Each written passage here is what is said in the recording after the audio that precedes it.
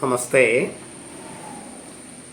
17/8/2025 ഞായറാഴ്ചത്തെ ഫലങ്ങളാണ് നമ്മൾ പറയുന്നത്. ഇടവം തുലാം രാശിക്കാർക്ക് ശുഭകരവും, മേടം മിഥുനം ചിങ്ങം കുംഭം രാശിക്കാർക്ക് മധ്യമവും, കർക്കിടകം രാശിക്കാർക്ക് ദോഷവും, കർക്കിടകം കന്നി രാശിക്കാർക്ക് ദോഷവും, വൃശ്ചികം ധനു മകരം മീനം രാശിക്കാർക്ക് കഠിന ദോഷവും ആണ്. ഇടവം തുലാം ശുഭം, മേടം മിഥുനം ചിങ്ങം കുംഭം മധ്യമം, കർക്കിടകം കന്നി ദോഷം, വൃശ്ചികം ധനു മകരം മീനം കഠിന ദോഷം. ഇത് എല്ലാവരും ലൈക്ക് ചെയ്യുക, കമൻറ്റ് ചെയ്യുക, ഷെയർ ചെയ്യുക ചെയ്യുക.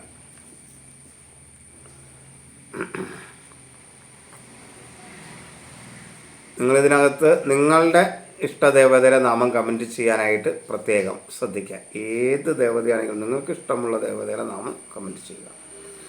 ഏത് ദേവതയെ ആരാധിച്ചാലും അതെല്ലാം ചെന്ന് ചേരുന്നത് ഏകമായ ആ സർവശക്തരായ ഭഗവാനെ തന്നെയാണെന്നുള്ളത് കൊണ്ട് ഏത് രൂപത്തിൽ, ഏത് ഭാവത്തിൽ, ഏത് വിശ്വാസത്തിൽ ആരാധിച്ചാലും അതെല്ലാം ചെല്ലുന്നത് ഭഗവാന്റെ അടുത്ത് തന്നെയാണ്. അതുകൊണ്ട് നിങ്ങൾ നിങ്ങളുടെ ഇഷ്ടദേവതയുടെ നാമം കമൻറ്റ് ചെയ്യാനായിട്ട് പ്രത്യേകം ശ്രദ്ധിക്കുക. അത് നിങ്ങൾക്ക് ഗുണം ചെയ്യും എന്നുള്ളത് കൊണ്ടാണ് അങ്ങനെ പറയുന്നത്. ഇനി ഒരു കമൻ്റുണ്ട്. വിഷുഫലമാണോ ചിങ്ങമാസം മുതലുള്ള ഫലമാണോ ഏതാണ് സ്വീകരിക്കേണ്ടത് എന്നാണ് ചോദ്യം. ഈ ചിങ്ങമാസം മുതലുള്ള ഫലം പറയുമ്പോഴും വിഷുഫലമൊക്കെ ആഡ് ചെയ്തായിരിക്കും പറയുക. അതുകൊണ്ട് ആ ഫലം അതൊക്കെ അതിനകത്ത് വരുന്നതാണ്. ഒരു ഫലവും നഷ്ടപ്പെടുന്നില്ല. വിഷുഫലം അതിനകത്ത് ദോഷമാണെങ്കിലും ഗുണമാണെങ്കിലും അടുത്ത വിഷു വരെ അതിൻ്റെ സൂചനകൾ നമ്മളുടെ ജീവിതത്തിൽ ഉണ്ടായിക്കൊണ്ടിരിക്കും. ചിങ്ങമാസം മുതൽ അടുത്ത ചിങ്ങമാസം വരുമ്പോൾ ഈ മേടം കഴിഞ്ഞിട്ട് പിന്നെയും കുറച്ച് നാളും കൂടെ ഉണ്ടാവുമല്ലോ. അപ്പോൾ അത് ആ ചിങ്ങം വരെയുള്ള ഇപ്പോഴത്തെ അവസ്ഥ വെച്ചുകൊണ്ട് പറയുന്നതായിരിക്കും. വീണ്ടും വിഷുഫലം വരുമ്പോൾ ആ വിഷുഫലവും കൂടെ മേടം വരെയുള്ള കാലം കഴിഞ്ഞിട്ടുള്ള ബാക്കിയുള്ള ഭാഗത്തേക്ക് അത് വരും. മേടം വരെ വരുമ്പോൾ ആ വിഷുഫലം അവിടെ വെച്ച് തീരും. അടുത്ത വിഷുഫലം ആ മേടം മുതൽ ചിങ്ങം വരെയുള്ള കാലഘട്ടത്തിലേക്കും കൂടെ വരുന്നതായിരിക്കും. എന്ന് പറഞ്ഞാൽ ഇതെല്ലാം പരസ്പരമായ പൂരകങ്ങളാണ്. ഒന്നിൽ നിന്ന് വേറിട്ട് നിൽക്കുന്നതല്ല എന്നർത്ഥം. ദോഷമാണെങ്കിലും ഗുണമാണെങ്കിലുമൊക്കെ അത് പരസ്പരം ഒന്നിച്ചു നിൽക്കുന്നതാണ്. മനസ്സിലാക്കുക. അതാണ് ആ കമൻറ്റിനെ കുറിച്ച് പറയാനുള്ളത്. അപ്പോൾ അതേപോലെ സൂര്യാധിഷ്ഠിത രാശിഫലമാണോ ചന്ദ്രാധിഷ്ഠിത രാശിഫലമാണോ പ്രധാനം എന്ന് ചോദിച്ചു. എല്ലാം പ്രധാനമാണ്, സർവവും പ്രധാനമാണ്. ഭാവാൽ ഭാവചിന്തന എന്നാണ്. ഏതെങ്കിലും ഭാവത്തിൽ നിന്ന് മറ്റ് ലഗ്നം പോലെ തന്നെ എല്ലാ ഭാവങ്ങളെയും ചിന്തിച്ചുകൊണ്ട് വേണം ഫലം നിരൂപണം ചെയ്യാനെന്നാണ്. പക്ഷേ സൂര്യൻ രാശിക്ക് എന്താ പ്രത്യേകത? സൂര്യൻ ചിങ്ങൻ രാശിയിൽ നിൽക്കുന്നു. ചിങ്ങമാസത്തിൽ ജനിച്ചവരുടെ രാശിയിലെ സൂര്യൻ ചിങ്ങത്തിൽ നിൽക്കൂ.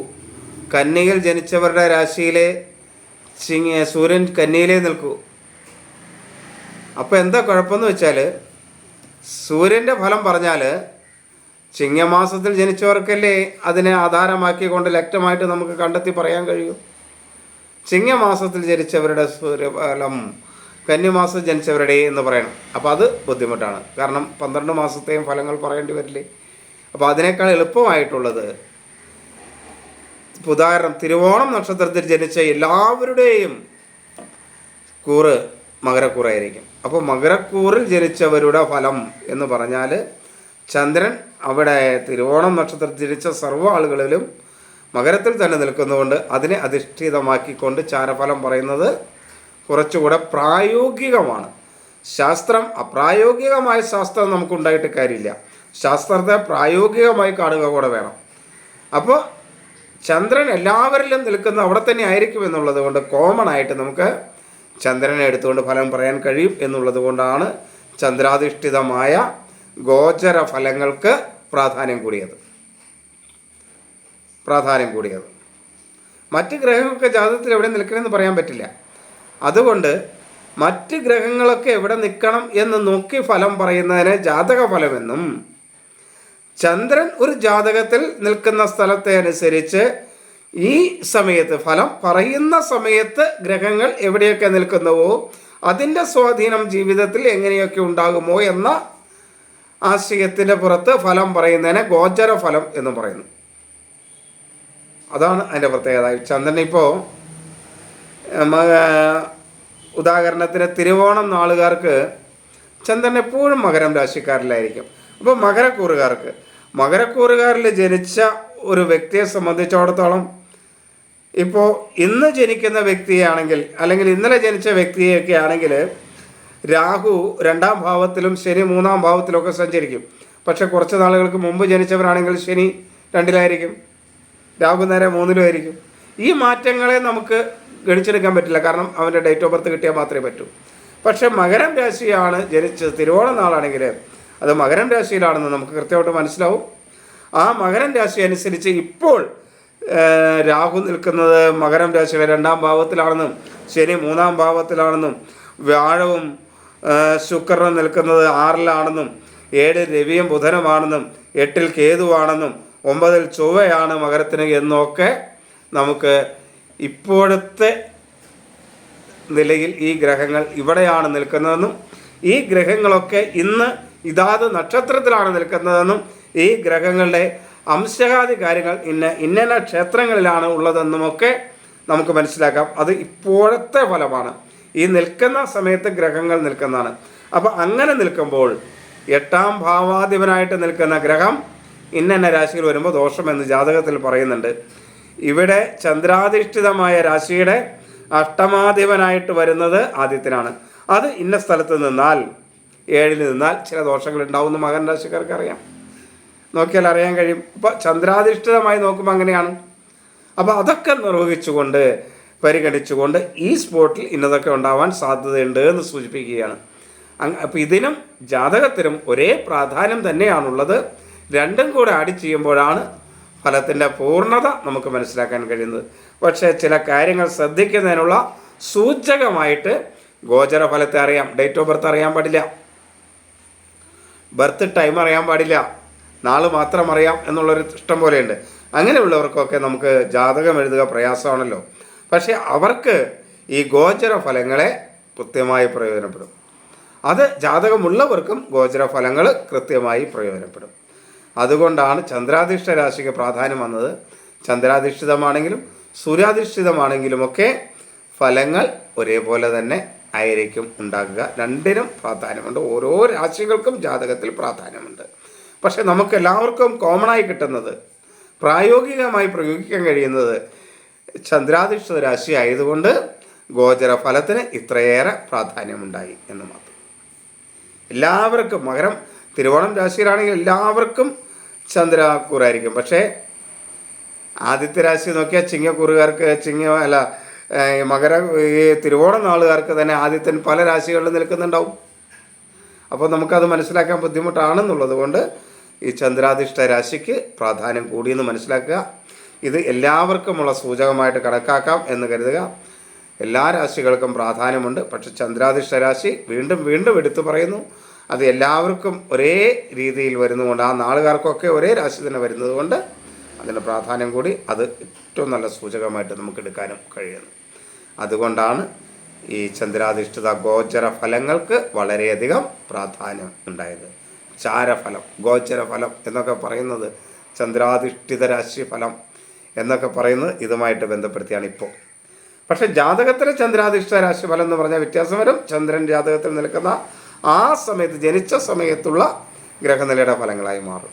അത് മനസ്സിലാക്കുക. ഇപ്പോൾ നമ്മൾ പറയുന്നത് ഗോചരഫലമാണ്, ചാരഫലമാണ്. ഈ സമയത്ത് ഗ്രഹനിൽപ്പ് അനുസരിച്ച്, ഗ്രഹങ്ങളുടെ നിലയനുസരിച്ച് ഓരോ നാളുകാർക്കും ഓരോ കൂറുകാർക്കും ഉണ്ടാകാവുന്ന ഫലങ്ങളാണ്. അതിനെ ആ രീതിയിൽ തന്നെ കണ്ട് സൂചകമായി സ്വീകരിക്കാം. ദോഷം കൂടുതലുള്ളവർക്ക് ജാതക പരിശോധന നടത്തി അവരുടെ ജാതകവും എന്താണെന്ന് മനസ്സിലാക്കിക്കൊണ്ട് മുന്നോട്ട് പോകാം.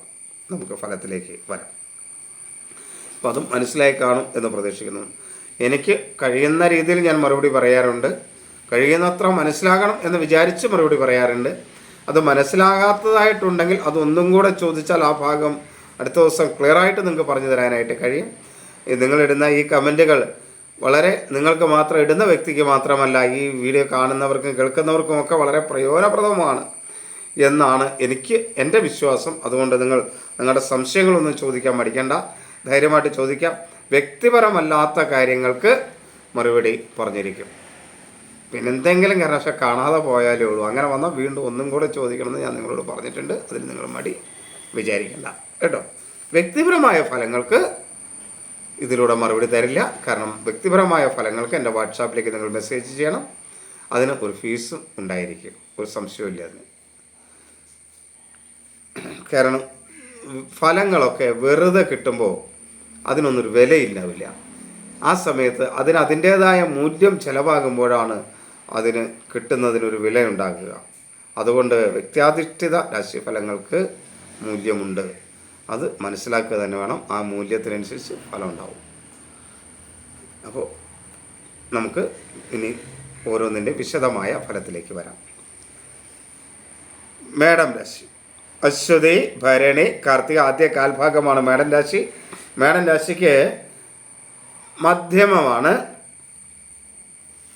ആരോഗ്യകാര്യത്തിലൊക്കെ ചെറിയ മേന്മകളൊക്കെ ഉണ്ടാക്കി തുടങ്ങുന്ന ഒരു ദിവസമാണിത്. എങ്കിലും ആത്മവിശ്വാസമൊന്നും അത്ര കാര്യമായിട്ട് ഉണ്ടാകുന്ന ദിവസവുമല്ല. പിത്തരോഗമുള്ളവർക്ക്, നേത്രരോഗമുള്ളവരും ഒന്ന് ശ്രദ്ധിക്കണം. പിത്തരോഗമുള്ളവരും നേത്രരോഗമുള്ളവരും ഒന്ന് ശ്രദ്ധിക്കണം.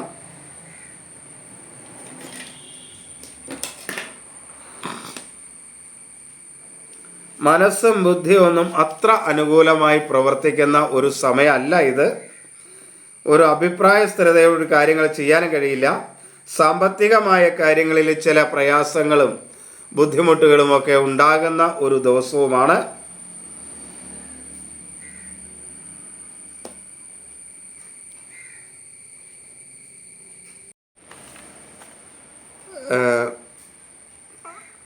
അലർജി സംബന്ധമായ രോഗങ്ങൾ ഉണ്ടാകാനുള്ളൊരു സാധ്യതയുണ്ട്. ആസ്മ, മാനസികമായ അസ്വസ്ഥത, ഇതൊക്കെ സാധ്യതയുള്ളൊരു ദിവസമാണ്. സഹോദര സ്ഥാനീയർ പൊതുവെ അനുകൂലമായ ഒരു ദിവസമായിരിക്കും. കടബാധ്യതയൊക്കെ നന്നായിട്ട് കുറച്ചു കൊണ്ടുവരാൻ കഴിയും ശ്രദ്ധിച്ചാൽ. ശത്രുക്കൾ മൂലമുള്ള ദോഷം കുറയുന്ന ഒരു സമയമാണ്. ബന്ധുക്കളും സുഹൃത്തുക്കളുമൊക്കെ അനുകൂലമായ ഒരു ദിവസമാണ് മേടക്കൂറുകാരെ സംബന്ധിച്ചിടത്തോളം. വിദ്യാർത്ഥികൾക്കും അനുകൂലമാണ്. ധനപരമായ കാര്യങ്ങളിൽ ചില നഷ്ടങ്ങൾ വരാതിരിക്കാൻ പ്രത്യേകം ശ്രദ്ധിക്കണം. ഞാൻ ആദ്യം തന്നെ പറഞ്ഞതാണ്, അത് പ്രത്യേകം ഒന്നുകൂടെ പറയുന്നു. ഈ ദിവസം ഒട്ടും അനുകൂലമല്ല. ജീവിത പങ്കാളി പൊതുവെ അനുകൂലമായിരിക്കും. തൊഴിൽ രംഗത്ത് ചില പ്രയാസങ്ങളും ബുദ്ധിമുട്ടുകളുമൊക്കെ അനുഭവപ്പെടുന്ന സമയമാണ്. മക്കളുമായിട്ടും ചില അഭിപ്രായ വ്യത്യാസങ്ങൾ ഉണ്ടാകാം. ചെറിയ തോതിൽ ചില അഭിപ്രായ വ്യത്യാസങ്ങൾ ഉണ്ടാവാം. അതൊക്കെ ശ്രദ്ധിച്ച് മുന്നോട്ട് പോയാൽ ഒരു പരിധി വരെ ഗുണദോഷ സമ്മിശ്രമായ ഒരു ദിവസത്തെ അതേപോലെ നിലനിർത്താനായിട്ട് കഴിയും. ദോഷങ്ങൾ മാത്രം വരാതിരിക്കാൻ പ്രത്യേകം നാമജപവും കാര്യങ്ങളൊക്കെ ചെയ്ത് ശ്രദ്ധിച്ചു പോയാൽ മേന്മയുണ്ടാകും എന്നർത്ഥം. ഇനി ഇടവക്കൂറുകാർക്ക് ശുഭകരമായൊരു ദിവസമാണ്. ആരോഗ്യകാര്യങ്ങളിൽ മേന്മയുണ്ട്. മനസ്സ് അനുകൂലമായിരിക്കും. മാതൃപിതൃസ്ഥാനീയർ അനുകൂലമാണ്. ബുദ്ധി വേണ്ട രീതിയിൽ പ്രവർത്തിക്കും. ആത്മവിശ്വാസത്തോടുകൂടി കാര്യങ്ങൾ ചെയ്യാനായിട്ട് കഴിയും. അലസതയൊന്നും ഉണ്ടാകില്ല. എന്നാൽ സഹോദര സ്ഥാനീയർ അത്ര അനുകൂലമൊന്നുമല്ല. ശത്രുക്കൾ മൂലം ദോഷമുണ്ടാകുന്ന ഒരു ദിവസമാണ്. കടബാധ്യത ഒന്ന് ശ്രദ്ധിച്ചാൽ കുറയ്ക്കാൻ കഴിയും.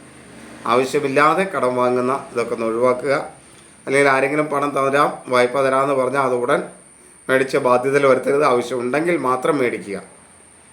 അതൊക്കെ പ്രത്യേകം ശ്രദ്ധിക്കുക. ഇപ്പം എൻ്റെ കയ്യിൽ കുറച്ച് പൈസ ഉണ്ട്, നിനക്ക് ആവശ്യമുണ്ടെങ്കിൽ തരാം എന്ന് ചിലർ പറഞ്ഞാൽ വിശ്വാസത്തിന് പുറത്ത് പറയുന്നതാണെങ്കിൽ ആവശ്യമുണ്ടെങ്കിൽ മാത്രമേ മേടിക്കാവൂ. അല്ലെങ്കിൽ അതൊരു കടബാധ്യതയായി മാറും. അങ്ങനെയുള്ള പ്രശ്നങ്ങളൊക്കെ ഉണ്ടാകാൻ സാധ്യതയുള്ളവരാണ്. അതുകൊണ്ട് അത് ശ്രദ്ധിക്കണം. ബന്ധുക്കളും സുഹൃത്തുക്കളും അനുകൂലമല്ല. വിദ്യാർത്ഥികൾക്ക് അനുകൂലമായ സമയമല്ല. അശ്രദ്ധ മൂലമുള്ള പ്രശ്നങ്ങളും ഈ പകർച്ചവ്യാധികൾ പോലുള്ള പനി പോലുള്ള കാര്യങ്ങളൊക്കെ വരാൻ സാധ്യതയുണ്ട്. അതൊക്കെ പ്രത്യേകം ശ്രദ്ധിക്കണം. മക്കളും ജീവിത പങ്കാളിയുമൊക്കെ അനുകൂലമാണ്. ധനപരമായ നേട്ടങ്ങൾ ഉണ്ടാകാൻ സാധ്യതയുണ്ട്. വാഹന സംബന്ധമായുമൊക്കെ നേട്ടങ്ങൾ വരുന്ന ഒരു സമയമാണ്. തൊഴിൽ മേഖലയിലും പുതിയ അവസരങ്ങളൊക്കെ ലഭിക്കുന്ന സമയമാണ്. തൊഴിൽ മേഖലയിൽ അനുകൂലമാണ്. പുതിയ പ്രവർത്തനങ്ങൾ ഒക്കെ നടത്താൻ അനുകൂലമായ ഒരു സമയമാണ്. ഒരു കാരണവശാലും ലഹരി പദാർത്ഥങ്ങൾ ഉപയോഗിക്കാതിരിക്കാനായിട്ട് പ്രത്യേകം ശ്രദ്ധിക്കുക. നേട്ടങ്ങളെ കൂടുതൽ നേട്ടങ്ങളാക്കിയെടുക്കാനുള്ള പരിശ്രമങ്ങൾ നടത്താൻ അനുകൂലമായ ആളുകൾ പ്രത്യേകം ശ്രദ്ധിക്കുക. മിഥുനം രാശിക്കും ഗുണദോഷ സമ്മിശ്രമായ ഒരു ദിവസമാണ്. ആരോഗ്യകാര്യത്തിലും ഒക്കെ ഒരു ശ്രദ്ധ വേണം. ഒരു പ്രതിരോധ ശക്തി കുറവ് അനുഭവപ്പെടുന്ന സമയമാണ്. അതുകൊണ്ട് അതൊക്കെ ഒന്ന് ശ്രദ്ധിക്കുക. ഭക്ഷണ കാര്യങ്ങളിൽ ഒരു നിയന്ത്രണം വരുത്തുന്നത് നല്ലതാണ്. ഈ ദിവസം ഉദരരോഗങ്ങൾ, ഗ്യാസ് ട്രബിൾ പോലുള്ള പ്രശ്നങ്ങളൊക്കെ ഉണ്ടാകും. മനസ്സ് വേണ്ട രീതിയിൽ പ്രവർത്തിക്കില്ല. അഭിപ്രായസ്ഥിരതയുടെ കാര്യങ്ങൾ ചെയ്യാനും കഴിയില്ല. മാതൃപിതൃസ്ഥാനികൾ അത്ര അനുകൂലമായിരിക്കില്ല. മനസ്സും ബുദ്ധിയും വേണ്ട രീതിയിൽ നിൽക്കില്ല. അനാവശ്യമായ ചിന്തകൾ മൂലം മനസ്സ് അസ്വസ്ഥമാകുന്ന ഒരു ദിവസമാണ്. അതുകൊണ്ട് അത് മാറ്റിയാൽ പൊതുവെ ഗുണമേന്മയെ ഒന്ന് വർദ്ധിപ്പിക്കാനായിട്ട് കഴിയും. ഗുണദോഷ സമ്മിശ്രമായ ദിവസത്തെ അതിൻ്റെ ഗുണമേന്മയെ വർദ്ധിപ്പിക്കാനായിട്ട് കഴിയും, മനസ്സ് സ്വസ്ഥമാക്കിയാൽ. സഹോദര സ്ഥാനീയർ അനുകൂലമല്ല. ചില അപകീർത്തികരങ്ങളായ വാർത്തകൾ ഒക്കെ ഈ വ്യക്തി മിഥുനക്കൂറുകാരെ കുറിച്ച് ഉണ്ടാകാൻ സാധ്യതയുണ്ട്. അപ്പോൾ അതിനൊക്കെ ഇട കൊടുക്കാതിരിക്കാനായിട്ട് പ്രത്യേകം ശ്രദ്ധിക്കണം. ബന്ധുക്കളും സുഹൃത്തുക്കൾക്ക് അനുകൂലമാണ്. വിദ്യാർത്ഥികൾക്ക് അനുകൂലമാണ്. വാക്കുകൾ നല്ല രീതിയിൽ ഉപയോഗിക്കാൻ കഴിയും. ജീവിത പങ്കാളി അനുകൂലമാണ്. മക്കൾ വലിയ പ്രയാസങ്ങളൊന്നും ഉണ്ടാക്കിയില്ലെങ്കിലും ധനപരമായ കാര്യങ്ങൾ ചെറിയ സൗന്ദര്യപ്പിണക്കമൊക്കെ വരാൻ സാധ്യതയുണ്ട്. തൊഴിൽ മേഖല അത്ര അനുകൂലമല്ല. ശ്രദ്ധിച്ച് മക്കളുമായിട്ട് സംസാരിക്കുമ്പോൾ ഒന്ന് ശ്രദ്ധിച്ച് പ്രശ്നങ്ങൾ ഉണ്ടാകാത്ത രീതിയിൽ മുന്നോട്ട് പോയാൽ വളരെ ദോഷകരമായിരിക്കില്ല.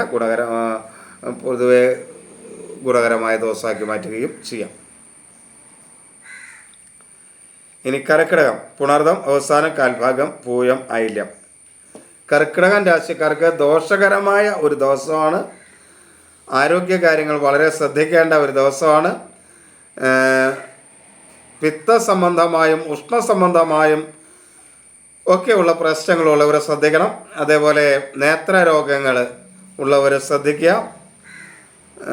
സഹോദര സ്ഥാനീയരൊക്കെ അനുകൂലമാണ്. ശത്രുദോഷം കുറയും. മറ്റുള്ളവരുമായുള്ള അഭിപ്രായ വ്യത്യാസങ്ങളൊക്കെ ഒരു പരിധി വരെ പറഞ്ഞു തീർക്കാൻ കഴിയും.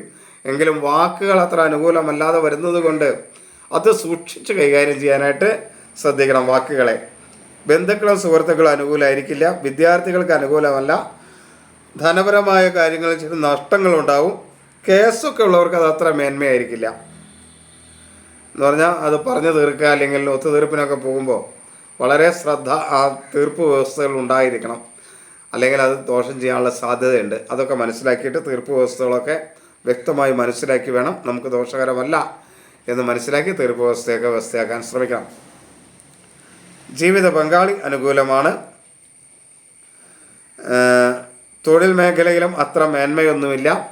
മേലുദ്യോഗസ്ഥരിൽ നിന്ന് മനസ്സിന് പ്രയാസകരമായ അവസ്ഥയുണ്ടാവും. ഒരു കാരണവശാലും ലഹരി പദാർത്ഥങ്ങൾ ഉപയോഗിക്കരുത്.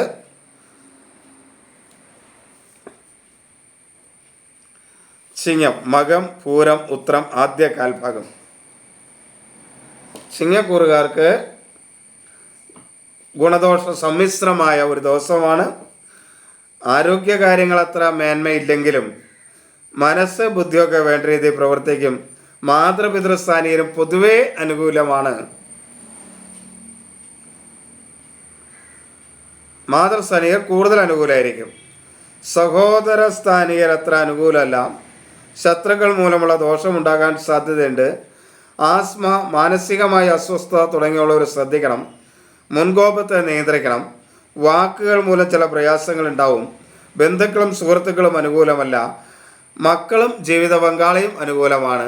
കുടുംബത്തിലൊരു സ്വസ്ഥതയും സമാധാനവും ഒക്കെ കിട്ടും. ധനപരമായ നേട്ടങ്ങളുണ്ടാവും. വാഹന സംബന്ധമായ ചില അനുകൂല സ്ഥിതികളെല്ലാം ഉണ്ടാകും. തൊഴിൽ മേഖല അത്ര മേന്മയല്ല. മേലുദ്യോഗസ്ഥരിൽ നിന്ന് മനസ്സിന് പ്രയാസകരമായ സാഹചര്യങ്ങളൊക്കെ ഉണ്ടാകാൻ സാധ്യതയുള്ള ഒരു ദിവസമാണ്.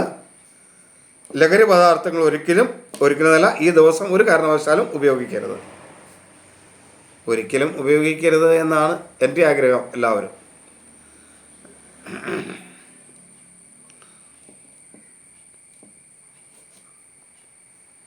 കന്നി, ഉത്രം അവസാന മുക്കാൽ ഭാഗം, അത്തം, ചിത്തിര ആദ്യ പകുതി ഭാഗം. കന്നിക്കൂറുകാർക്ക് ദോഷകരമായ ദിവസമാണ്. എങ്കിലും അവർക്ക് ആരോഗ്യം മേന്മയുള്ളതായിരിക്കും. അലസതയൊന്നുമില്ലാതെ കാര്യങ്ങളൊക്കെ ചെയ്യാൻ കഴിയും. പക്ഷെ മാനസികമായി അത്ര സ്വസ്ഥത ഉണ്ടാവില്ല. മനസ്സ് സ്വസ്ഥമായിരിക്കില്ല, ബുദ്ധി സ്വസ്ഥമായിരിക്കില്ല, ഒരു കാര്യത്തിലും ഒരു അഭിപ്രായം ഉണ്ടാവില്ല. ആസ്മ, മാനസികമായ അസ്വസ്ഥത, വൃക്കരോഗമൊക്കെ ഉള്ളവർ വളരെ ശ്രദ്ധിക്കണം. സഹോദര സ്ഥാനീയർ അനുകൂലമല്ല.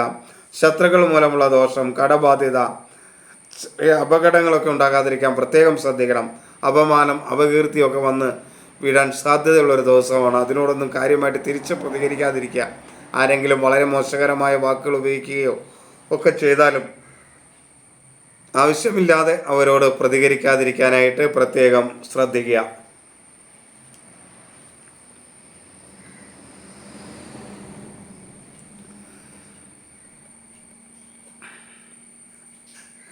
വാക്കുകളും ഒക്കെ അനുകൂലമാകും. ബന്ധുക്കളും സുഹൃത്തുക്കളും അനുകൂലമാണ്. ജീവിത പങ്കാളിയും മക്കളും തമ്മിൽ അഭിപ്രായ വ്യത്യാസം ഉണ്ടാകാൻ സാധ്യതയുള്ളതുകൊണ്ട് കുടുംബത്തിലൊരു സ്വസ്ഥതയും സമാധാനവും ഒക്കെ കുറയും. മക്കളുമായിട്ടും ചെറിയ അഭിപ്രായ വ്യത്യാസങ്ങൾ ഉണ്ടാകും. തൊഴിൽ മേഖലയിൽ ഒട്ടും അനുകൂലമല്ല. പക്ഷെ മേലുദ്യോഗസ്ഥർ കുറച്ച് അനുകൂലമൊക്കെ ആയിരിക്കും. എങ്കിലും തൊഴിൽ രംഗത്ത് തൊഴിലാളികളിൽ നിന്ന് മനസ്സിന് പ്രയാസകരമായ ചില അവസ്ഥകളൊക്കെ ഉണ്ടാകാനായിട്ടുള്ളൊരു സാധ്യത ഉണ്ട്. തുലാം രാശിക്കാർക്ക് ശുഭകരമായ ദിവസമാണ്.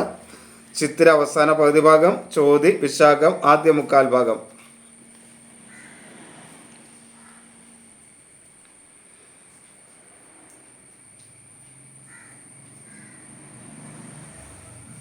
ആത്മവിശ്വാസത്തോടെ കാര്യങ്ങളൊക്കെ ചെയ്യാൻ കഴിയും. അലസതയൊന്നുമില്ലാതെ കാര്യങ്ങൾ ചെയ്യാൻ കഴിയും. ആരോഗ്യ കാര്യങ്ങളിൽ മേന്മയുണ്ടാകും. പക്ഷെ അമിത ആത്മവിശ്വാസം ചിലപ്പോൾ ചെറിയ അപകടങ്ങൾ ഉണ്ടാക്കാനുള്ള സാധ്യത തുലാക്കൂറുകാർക്കുണ്ട്. കാരണം അവരുടെ മനസ്സ് അത്ര അനുകൂലമല്ല, ബുദ്ധി അത്ര ഷാർപ്പായിട്ട് പ്രവർത്തിക്കില്ല. അതുകൊണ്ട് എടുത്ത് ചാടി ഒന്നും ചെയ്യാതിരിക്കാൻ പ്രത്യേകം ശ്രദ്ധിക്കണം.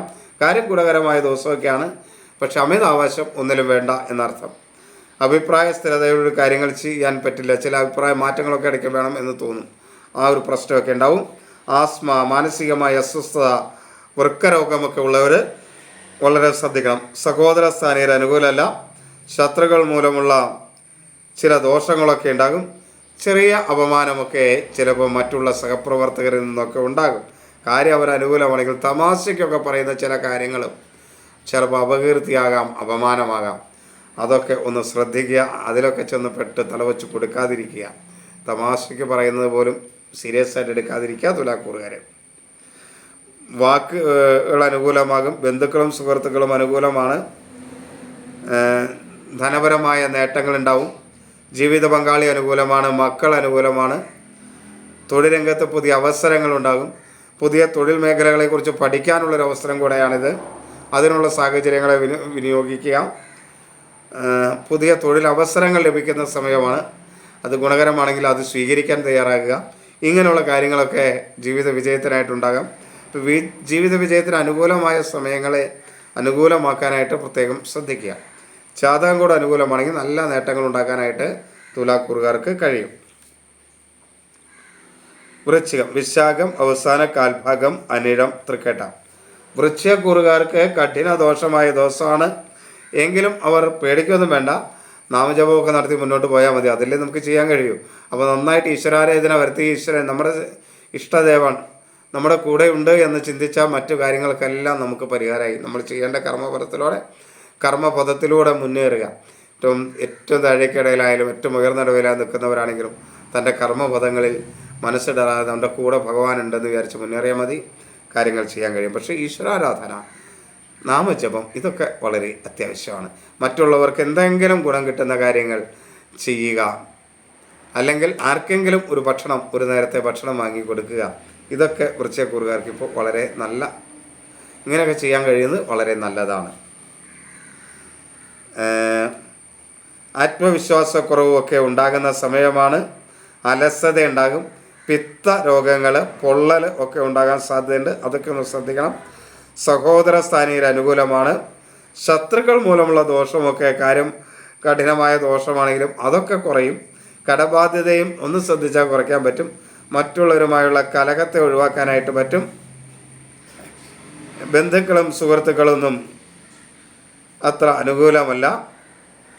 അതേപോലെ ഈ ന്യൂറോ ഡിസീസുകൾ കൂടുതൽ ശ്രദ്ധിക്കണം.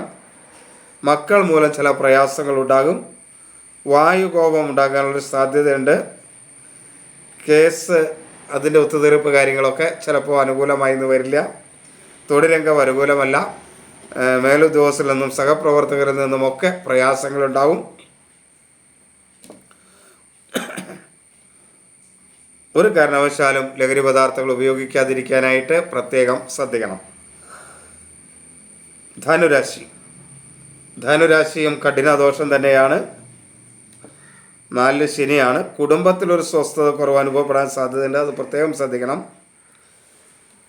ആത്മവിശ്വാസക്കുറവും അലസതയും ഒക്കെ ഉണ്ടാകും. ഒരു കാര്യവും വേണ്ട രീതിയിൽ ചെയ്യാൻ കഴിയില്ല. മനസ്സ് ബുദ്ധിയൊക്കെ വേണ്ട രീതിയിൽ പ്രവർത്തിക്കും. അതിൻ്റെ ഒരു മേന്മയുണ്ടാകും. അഭിപ്രായ സ്ഥിരതയോട് കാര്യങ്ങൾ പറയാനായിട്ട് കഴിയും. പക്ഷെ നേത്രരോഗങ്ങൾ വളരെയധികം ശ്രദ്ധിക്കണം. സഹോദര സ്ഥാനീയർ അനുകൂലമല്ല. കടബാധ്യത വർദ്ധിക്കും. മറ്റുള്ളവരുമായി കലഹമുണ്ടാകും. ആവശ്യമില്ലാത്ത വാക്ക് തർക്കങ്ങളിലൊക്കെ ഏർപ്പെട്ട് അപമാനിതരാകാതിരിക്കാൻ പ്രത്യേകം ശ്രദ്ധിക്കണം. വാക്കുകളൊന്നും അത്ര അനുകൂലമായി ഉപയോഗിക്കാൻ കഴിയുന്ന സമയമല്ല. അറിയാതെ പറയുന്ന വാക്കുകളും ചിലപ്പോൾ ദോഷകരമായി തീരും.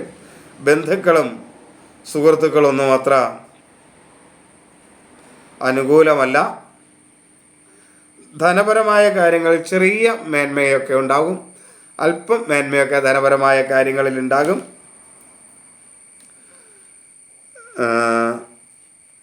ജീവിത പങ്കാളി അനുകൂലമായിരിക്കില്ല. മക്കൾ പൊതുവെ അനുകൂലമായിരിക്കും. കുടുംബത്തിലൊരു സ്വസ്ഥത കുറയും. തൊഴിൽ മേഖലയും അത്ര അനുകൂലമല്ല. സഹപ്രവർത്തകരെ കരുതലോടുകൂടി കരുതുക. കാരണം ചില പ്രശ്നങ്ങൾ ഉണ്ടാകാൻ സാധ്യതയുണ്ട്. ശ്രദ്ധിക്കുക.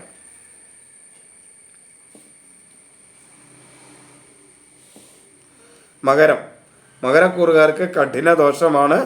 ഉത്രാടം അവസാന 3/4 ഭാഗം, തിരുവോണം അവിട്ടം ആദ്യ പകുതി ഭാഗം വളരെ ശ്രദ്ധിക്കേണ്ടതാണ്. അവരെ സംബന്ധിച്ചിടത്തോളം ആരോഗ്യവും അനുകൂലമല്ല. ആത്മവിശ്വാസക്കുറവും അലസതയും ഉണ്ടാകും. മനസ്സും ബുദ്ധിയും വേണ്ട രീതിയിൽ പ്രവർത്തിക്കില്ല. ഒരു അഭിപ്രായ സ്ഥിരത ഒരു കാര്യത്തിന് ഉണ്ടാകില്ല. ആസ്മ, മാനസികമായ അസ്വസ്ഥത, ഉദര രോഗങ്ങളൊക്കെ ഉള്ളവർ വളരെയധികം ശ്രദ്ധിക്കണം. വാക്കുകൾ അത്ര അനുകൂലമല്ല. ബന്ധുക്കളും സുഹൃത്തുക്കളും അനുകൂലമല്ല. ബന്ധുക്കളിൽ നിന്നും സുഹൃത്തുക്കളിൽ നിന്നുമൊക്കെ ചിലപ്പോൾ അപമാനകരമായ അവസ്ഥകൾ ഉണ്ടാകാനുള്ളൊരു സാധ്യതയുണ്ട്. അത് കരുതി ഇരിക്കുക. ഉണ്ടായിക്കൊള്ളണമെന്നല്ല, ഉണ്ടാകാൻ സാധ്യതയുണ്ട്. അത് കരുതിയിരിക്കുക എന്നർത്ഥം. ജീവിത പങ്കാളിയും മക്കളും ഒന്നും അനുകൂലമല്ല. കുടുംബത്തിലൊരു സ്വസ്ഥതയും സമാധാനവും ഒന്നും ഉണ്ടാവില്ല. അതിൻ്റെ പ്രയാസങ്ങളും ബുദ്ധിമുട്ടുകളും മാനസിക അസ്വസ്ഥതകളും ഒക്കെ ധാരാളം ഉണ്ടാകും. തൊഴിൽ മേഖലയിലും ഒട്ടും അനുകൂലമാണ് എന്ന് പറയാൻ കഴിയില്ല. ഒരു കാരണവശാലും ലഹരി പദാർത്ഥങ്ങൾ ഉപയോഗിക്കരുത്. ഒട്ടും തന്നെ അനുകൂലം പറയാൻ കാര്യമായിട്ടില്ല. നന്നായിട്ട് ഈശ്വരനെ ഭജിക്കുക. ജാതക അനുകൂലമാണെങ്കിൽ പൊതുവെ ഗുണകരമായിരിക്കും. നന്നായി ഈശ്വരനെ ഭജിക്കുക, നാമം ജപിക്കുക. വെറുതെ ഇരിക്കുമ്പോഴൊക്കെ നാമം ജപിക്കുക. എന്തെങ്കിലും ചെയ്യുമ്പോഴാണെങ്കിലും നാമം ജപിക്കാവുന്ന സമയത്താണെങ്കിൽ ഈശ്വരനാമം ജപിച്ചുകൊണ്ട കാര്യങ്ങൾ ചെയ്യുക. ശ്രദ്ധ ചെയ്യുന്ന കാര്യത്തിലുണ്ടാകണം എന്ന് മാത്രം. കുംഭം ഗുണദോഷ സമ്മിശ്രമായ മധ്യമമായ ഒരു ദോഷമായിരിക്കും. അവിട്ടം അവസാന പകുതി ഭാഗം, ചതയം പൂരോരുട്ടാതി ആദ്യ 3/4 ഭാഗം. പൊതുവെ ഈശ്വരാധീനമുള്ള ദിവസമാണ്. ആത്മവിശ്വാസവും അലസതയും ഒക്കെ ഉണ്ടെങ്കിലും എല്ലാ കാര്യത്തിലും ഒരു ഭാഗ്യം പിന്തുണയ്ക്കുക തന്നെ ചെയ്യും. ആരോഗ്യകാര്യത്തിൽ അത്ര മേന്മയില്ല. മാനസികമായ അസ്വസ്ഥതയുള്ളവർ വളരെയധികം ശ്രദ്ധിക്കുക. മനസ്സ് ബുദ്ധിയൊന്നും അനുകൂലമല്ല. മാതൃപിതൃസ്ഥാനീയരും അത്ര അനുകൂലമല്ല. ആസ്മ, ഗർഭാശയ രോഗങ്ങൾ, ഉദര രോഗങ്ങൾ, ഗർഭാവസ്ഥയിലുള്ളവരൊക്കെ ഒന്ന് ശ്രദ്ധിക്കുന്നത് നന്നായിരിക്കും. കാര്യം ഗുണദോഷ സമ്മിശ്രമായ മധ്യമാവസ്ഥയാണെങ്കിലും ഒന്ന് ശ്രദ്ധിക്കുക. സഹോദര സ്ഥാനീയർ അനുകൂലമല്ല. കടബാധ്യതകൾ ഉണ്ടാകാനുള്ളൊരു സാധ്യതയുണ്ട്. മുൻകോപത്തെ നിയന്ത്രിക്കണം. സുഹൃത്തുക്കൾ അനുകൂലമല്ല. വാക്കുകൾ വളരെ കരുതലോടെ മാത്രമേ കുംഭക്കൂറുകാർ ഉപയോഗിക്കാവൂ. മക്കളും ജീവിത പങ്കാളിയും അനുകൂലമാണ്. കുടുംബത്തിലൊരു സ്വസ്ഥയും സമാധാനവും ഒക്കെ ഉണ്ടാകും. തൊഴിൽ രംഗത്തും അത്ര മേന്മയൊന്നുമില്ല, എങ്കിലും വലിയ ദോഷം ഉണ്ടാവില്ല. ലഹരി പദാർത്ഥങ്ങൾ ഒരു കാരണവശാലും ഉപയോഗിക്കരുത്. ധനപരമായ കാര്യങ്ങളിൽ അല്പം അനുകൂലമായ സ്ഥിതി ഉണ്ടാവുകയും ചെയ്യും. മീനം പൂരോരുട്ടാതി അവസാന 1/4 ഭാഗം, ഉത്രട്ടാതി രേവതി. മീനക്കൂറുകാർക്ക് കഠിന ദോഷമാണെങ്കിലും മനസ്സും ബുദ്ധിയൊക്കെ അനുകൂലമായിരിക്കും. അഭിപ്രായ സ്ഥിരതയോട് കാര്യങ്ങളൊക്കെ പറയാൻ കഴിയും. ഒരു ആത്മവിശ്വാസം അമിതമാകാതിരിക്കാൻ ശ്രദ്ധിക്കണം. അലസത, ആത്മവിശ്വാസത്തോടെ കാര്യങ്ങൾ ചെയ്യുകയും അവസാനം ദിവസത്തിന് അവസാനം വരുമ്പോൾ അലസത കാരണം കൊണ്ട് അത് വേണ്ട രീതിയിൽ ചെയ്ത് പൂർത്തിയാക്കാൻ കഴിയാതെ വരികയും ചെയ്യുന്ന ഒരു അവസ്ഥ മീനക്കൂറുകാർക്കുണ്ടാവും. പിത്തരോഗവും വാതരോഗവും ഉള്ളവർ വളരെ ശ്രദ്ധിക്കണം. സഹോദര സ്ഥാനികരും സുഹൃത്തുക്കളും ഒന്നും അത്ര അനുകൂലമല്ല. അപമാനം ഉണ്ടാകാതിരിക്കാനും ഒന്ന് ശ്രദ്ധിക്കണം. വാക്കുകളെ നിയന്ത്രിക്കണം. ധനപരമായ കാര്യങ്ങളിൽ വളരെ ശ്രദ്ധ വേണം. മക്കളുമായിട്ട് ആവശ്യമില്ലാതെ അഭിപ്രായ വ്യത്യാസം ഉണ്ടാകുന്ന സാഹചര്യങ്ങളെ ഒഴിവാക്കണം. ജീവിത പങ്കാളി അനുകൂലമായിരിക്കും. തൊഴിൽ മേഖലയിൽ ഒട്ടും അനുകൂലമല്ല. കൂടെ നിൽക്കുന്നവർ പോലും ശത്രുക്കളെ പോലെ പെരുമാറുന്ന ഒരു ദിവസമായിരിക്കും. അതുകൊണ്ട് വളരെ ശ്രദ്ധിക്കണം. ഈ പറഞ്ഞ കാര്യങ്ങളൊക്കെ ശ്രദ്ധിച്ച് മുന്നോട്ട് പോയാൽ ഈ ദിവസത്തെ പൊതുവെ ഗുണകരമാക്കാം. ഇത് ഒരു സൂചനയാണ്. ഇന്ന രീതിയിലൊക്കെ ഉള്ള ഭാഗങ്ങളിൽ നമുക്ക് ഇന്ന പ്രശ്നങ്ങളൊക്കെ ഉണ്ടാകാൻ സാധ്യതയുണ്ട്. ഈ ദിവസം ഇന്ന മേഖലകളിലൊക്കെ നമുക്ക് കൂടുതൽ പ്രതിസന്ധികൾ ഉണ്ടാകാൻ സാധ്യതയുണ്ട് എന്നൊക്കെ മനസ്സിലാക്കുമ്പോൾ ആ മേഖലകളിൽ ആ കാര്യങ്ങളിൽ നമുക്ക് വളരെ ശ്രദ്ധയും കരുതലും കൊടുക്കാം. അതുപോലെ ഇന്ന വ്യക്തികളുമായിട്ട് സംസാരിക്കുക, പ്രശ്നങ്ങൾ ഉണ്ടാകാൻ സാധ്യതയുണ്ടെന്ന് മനസ്സിലായാൽ ആ വ്യക്തികളുമായി സംസാരിക്കുമ്പോൾ പ്രശ്നങ്ങൾ ഉണ്ടാകാതിരിക്കാനുള്ള വളരെ കരുതൽ, ശ്രദ്ധ നമുക്ക് കൊടുത്ത് സംസാരിക്കാൻ കഴിയും. അങ്ങനെയൊക്കെയുള്ള കാര്യങ്ങളാണ് ഈ ഗോചര ഫലം കൊണ്ട് നമുക്ക് ലഭിക്കുന്നത്. അങ്ങനെയുള്ള കാര്യങ്ങളൊക്കെ ശ്രദ്ധിച്ചു പോയാൽ ഒരു 80% ദിവസത്തെ ദോഷകരമല്ലാതാക്കാൻ കഴിയും. എല്ലാവരെയും ഈശ്വരൻ അനുഗ്രഹിക്കട്ടെ. നമസ്തേ.